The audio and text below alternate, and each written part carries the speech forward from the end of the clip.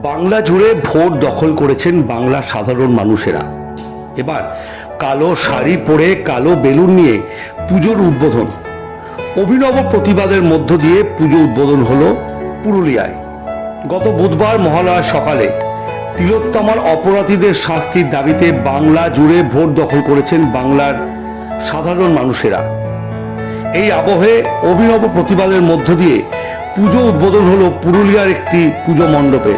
তো 54টা প্রদীপ প্রজ্বলন হচ্ছে এখানে ভেতরে, 54টা বেলুনও আছে, 54টা উই ওয়ান্ট জাস্টিস লেখা, সাথে আমাদের ব্যান্ডস দেখতে পাচ্ছেন।